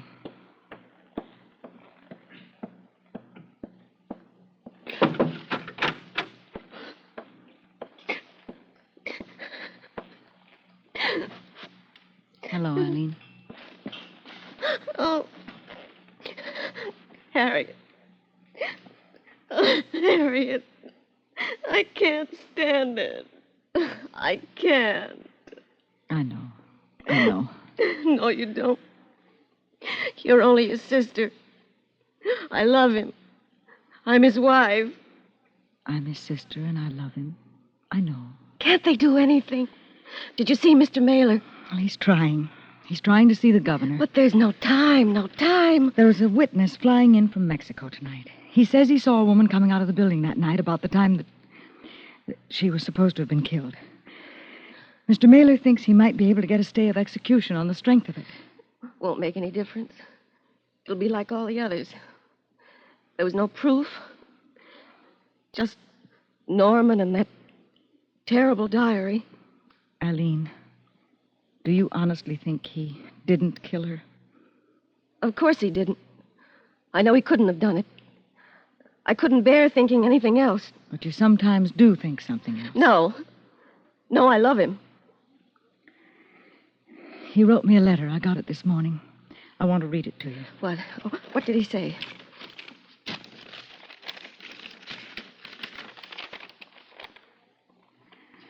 Dear little egg, just a note. There's not much to say that hasn't already been said. I feel I can talk to you better than I can to Eileen. I know how you've stood by these past weeks. It's been the thing that's kept me going, your faith, your trust. Somehow I feel that Eileen is not convinced of my innocence, and I can't blame her. I was a fool to have kept the diary. I was a fool to have got involved with Sheila. But self-recrimination is no help now. The diary I wrote because... The diary I wrote because I needed to say things aloud which couldn't be said. I wrote them instead. It must have been a terrible shock to Eileen. But you, my wise little sister, weren't altogether blind when it came to seeing the truth of our marriage.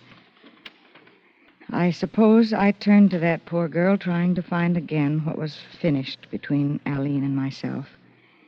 But I didn't kill Sheila. Always believe me. It's too late now, but I wish that things might have been different. Goodbye, little egg.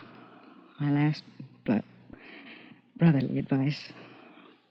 Find a good man, get married, have lots of nice kids, and be happy. You're the best of sisters, all my love, Mama. He thinks he hasn't written to me. Hasn't he? He believes that I think he did it. Don't you? I love him. But you think he did kill her? I love him. It's not too late to send a message. Let him know. Tell him you know he's not guilty. You could do that. He was there. He was with her that night. He admitted that. But there was somebody else after he left. You're so sure. You sit there cold, not caring. You're like those lawyers. I'm waiting for him to die. I love him, and he's going to die. You're waiting for an end to something, and you're not feeling anything. Not really. He's your brother, and so he's got to be innocent. Save the name of Landon. That's all it means to you. Well, that's not true, Eileen. Yes, it is. You've always laughed at us, Mother and me. You and Norman, always laughing, little secrets. I love him. And he always held something away from me that he gave to you. I hated him for that. Then you can't be very unhappy that he's going to die tonight. Don't you dare say that. Why shouldn't I hate as well? He never let me in, never let me belong. Even waiting now. Waiting for him to go to the You keep it to yourselves. I can't even share that. I'm sorry. I suppose we just don't feel things the same way. Maybe I just can't cry anymore. What's the time? 7. 7. 4 hours. Aline, Harriet, come along. Dinner's getting cold. I'm not hungry, Mrs. Martinson. I told you before, Mother. Oh, it's nice. Nice that you two have each other for comfort. We must all be strong. Pray together. Hope together. I'm not being callous, unfeeling. It's just that I've lived longer and seen more unhappiness than either of you. Life must go on.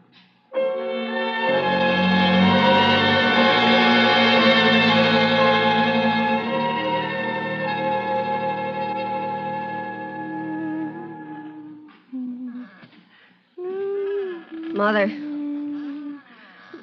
Huh? Oh, yes, dear. I'm sorry. What's the time? Nearly 8. I'll get it.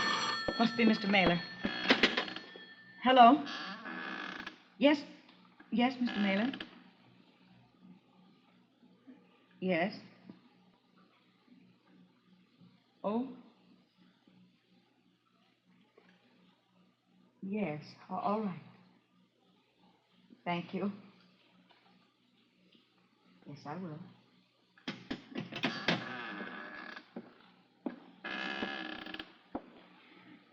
The governor's refused to see him.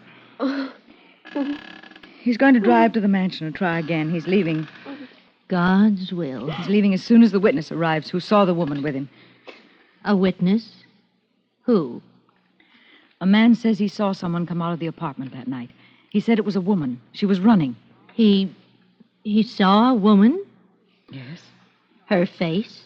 Well, it was dark, but he thinks he could identify her. He's not sure. I think it's unfair. What is? Rousing our hopes this way. Well, if it's true, the woman Mr. Mailer brought in 6 witnesses who swore they saw somebody near the apartment. It didn't help. The jury didn't believe it. I think it's unfair. Well, supposing this is different, it's a chance. Please. Please, don't talk about it. Why not? Am I the only one? Am I the only one who thinks Norman didn't kill her? Am I? Blind not yourself with love to the faults which lie within man. Mother. Be quiet, Aline. Norman was a difficult man for me to understand, Harriet. I admit I was never really happy that Aline married him. Oh, I tried not to interfere. I've seen what he's done to my daughter during the past 2 years, and I've said nothing. It's not for me to judge his acts. That has been done, and a far higher judge will be waiting. I won't listen to you. I won't listen. Youth can afford the loyalty that age has already squandered. Why must you quote? Are you afraid of saying something original, something that'll show what you really are? That's enough. He's my husband. He's more mine than yours or yours. I don't care whether he killed that woman or not. I want him to live. I love him. He can't die.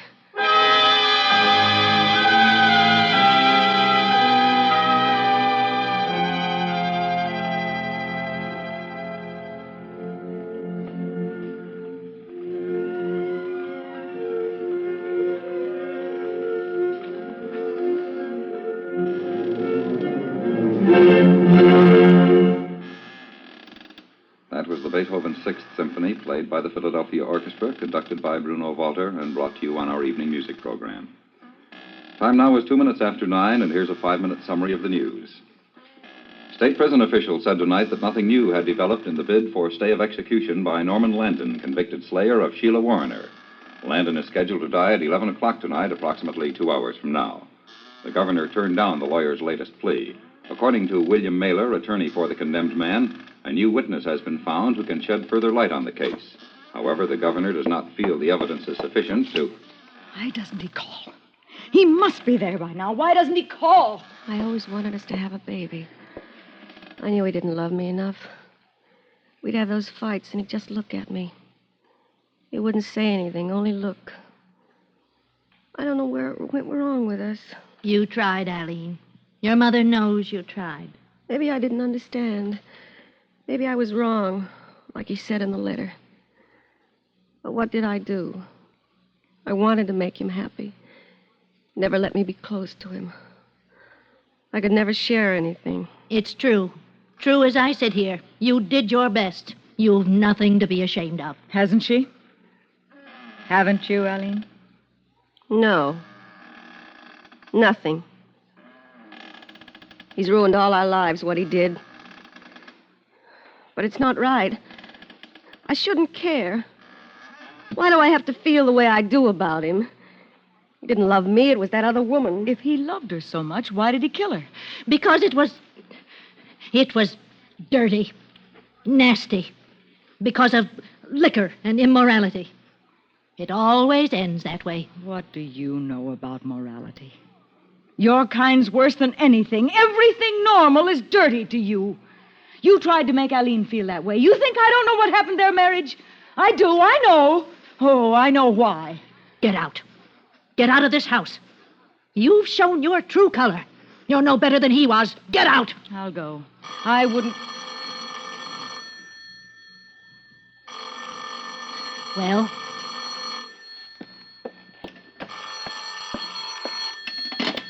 Hello? Yes? Yes, I'll wait. Who is it? Mr. Mailer, he's coming to the phone. Well, let me talk to him. No, I want to. Hello? Mr. Mailer? This is Mrs. Landon. Yes. I see. Yes, thank you. Thank you very much. What? Mr. Mailer's not going to see the governor. He doesn't have to. Norman's just confessed that he killed the woman.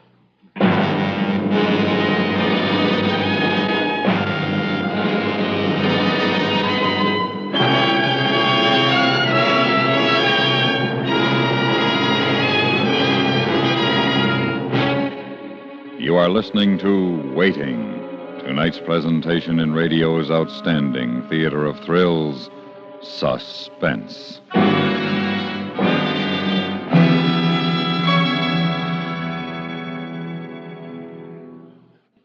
Even the most innocent bystander cannot help but feel the atmosphere of drama and excitement that pervades the station house of a big city police force.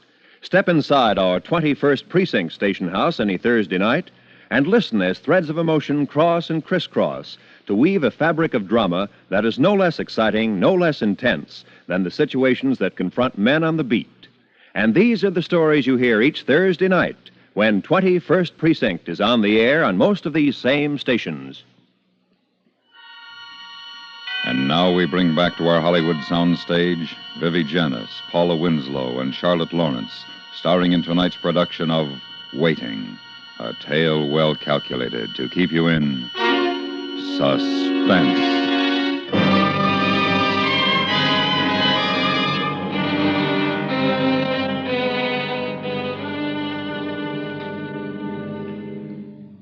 Norman's confessed? Yes, Mother. I'll be going. Goodbye, Aline. No. I don't want you to go. Stay with me. You let her be in this house after the way she talked to your mother? Oh, none of us know what we're saying. Doesn't matter anyway. We wouldn't be talking like this if it weren't for Norman. Well, I should have thought an apology were in order. I'm sorry, Mrs. Martinson. You know, this is very funny. I wish we could hear ourselves quarreling, behaving like this. And in a little while, he's going to be dead.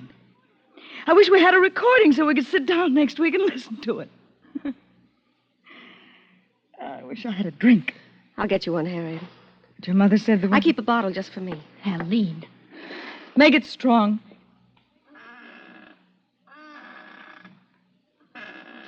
So he did it, after all. What did you say? Nothing. Yes, you did. You said he did it, didn't you? He confessed. For his soul's sake, he confessed. I don't believe it. You don't want to believe it. He didn't kill her. He was always drinking. He taught Aline to drink. No good comes of it. It's a false strength she's taking for herself. Where does your strength come from, Mrs. Martinson? A knowledge of right and wrong. Oh, you laugh at that, my girl. But wait until you're my age. I think I'll never know your kind of right and wrong. Oh, I'm sorry for you, for Aline. The shame you'll have to carry for this. And neither of you care now. Not now. You blinded by loyalty, Aline by love. Just wait. Wait. I praise. I go down on my knees that there were no children to see this night. Aline. Aline, you all right, Aline? I dropped it. Well, don't pick up the pieces like that. You'll cut yourself. I'll do it. I'm afraid. I'm afraid. I'm afraid. Why? What's the time? Nearly 10. It's the waiting. That's the worst. It'd be better if it were finished. You can't wait till he's dead. Is that what you mean? Is that why you're afraid? Shut up! Did that make you feel better? I'm sorry. I'm sorry. I know you. I've always known what you're like. When you feel guilty about what you've done, you have to take it out on somebody. Norman, it's easier then, isn't it? It always was. If you can get angry enough, you don't have to think about things like now. That's why you slapped me. You want him to be guilty. It's better for you now that he's confessed, isn't it? He did kill her. He did. No. I think he confessed to make things easier for you and for me. Then maybe we wouldn't have to spend the rest of our lives wondering. Not that you'd be wondering. You know, don't you? What do you mean? You know what I mean. Go on inside. I'll make the drinks.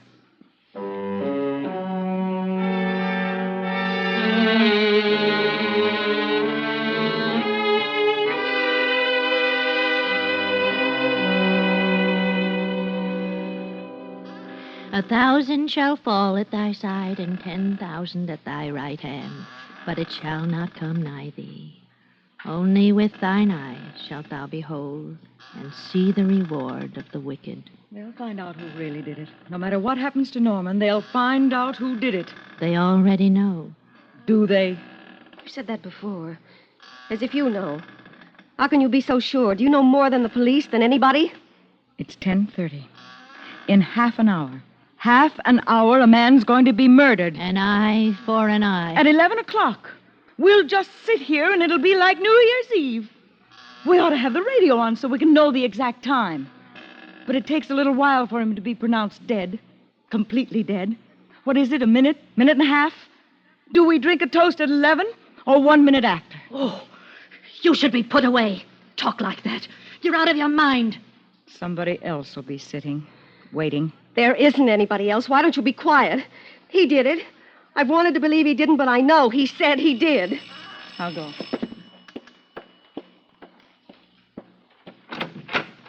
Telegram from Mrs. Norman Landon. Thank you.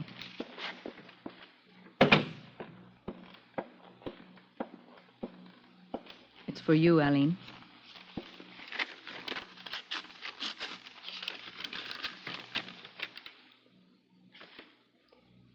You did this. What is it, dear? Who is it from? She did it. Congratulations. That's all it says. It's from you, isn't it? Don't be stupid. Why should I say that? You hated me for marrying him. You never thought I was good enough. I didn't send it. Who did? You're a wicked girl if you sent that. A horrible, wicked girl. Mother was right. You shouldn't be here. I want you to go. No, I'm staying. I'm going to wait until 11. You're getting out. I've told you I'm not leaving. Call the police, Aline. Call the police. They'll take care of her. What are you smiling at? What? Don't take any notice of her. Why are you smiling like that? I just think it's funny. Calling the police to put me out. Then I'll have nowhere to go when they execute my brother. She's gone crazy. Stay away from her, Aline. Why are you being like this, Harriet? It's not my fault. I can't help it. I want to hear you say you believe he's innocent. I'm waiting for that. Operator, get me the police. Harriet, will you go now? No. Mother, hang up. I'll do no such thing. I said hang up! Oh, you hurt my hand. I'm sorry. Bad enough as it is. We don't need any more business with the police. You hurt me. I'm going to my room. When you've thought it over, you may come and apologize.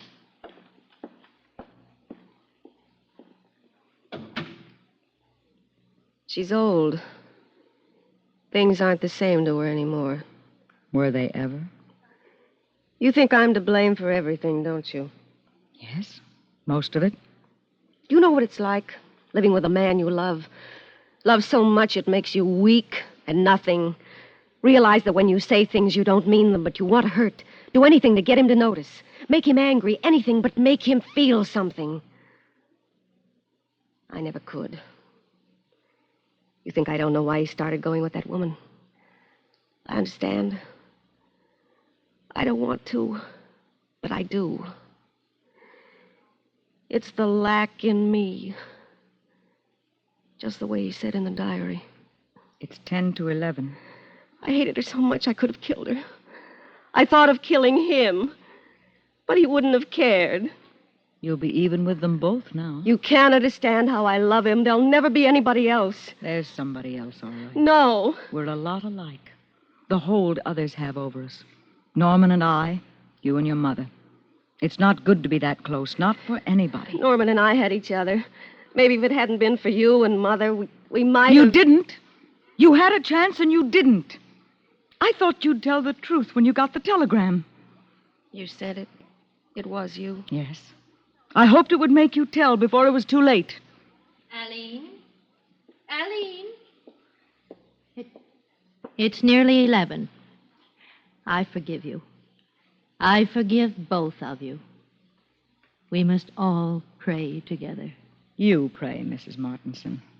I'll watch you. Hello? Yes, Mr. Mailer. Oh. Yes. Yes, I will. Thank you.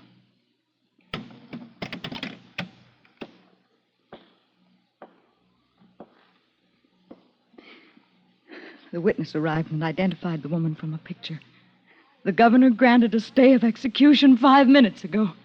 Identified? Yes. You knew, didn't you?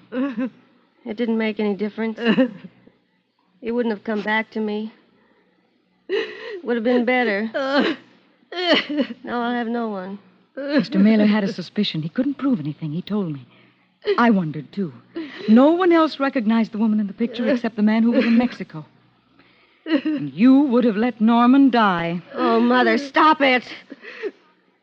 I didn't think anyone saw me come out. I followed him, Aline. I did it for you. I had to. It was so wicked. Right after he left her, I went in. I tried to talk to her. I did it for you, dear.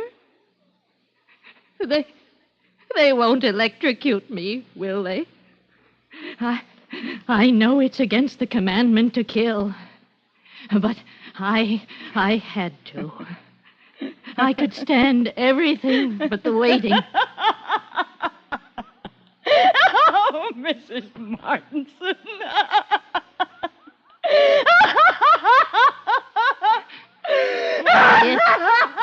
Harriet. She's crying. I never thought she could cry. It's all right, dear. Have a good cry. It'll do you good.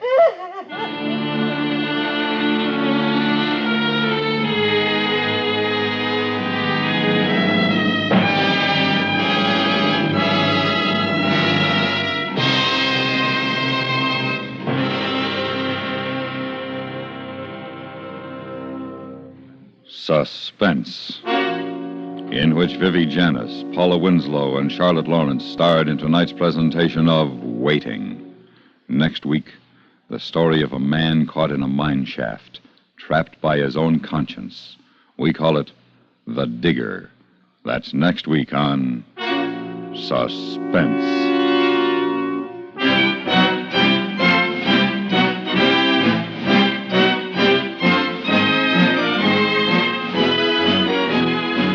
Suspense is transcribed and directed in Hollywood by Anthony Ellis.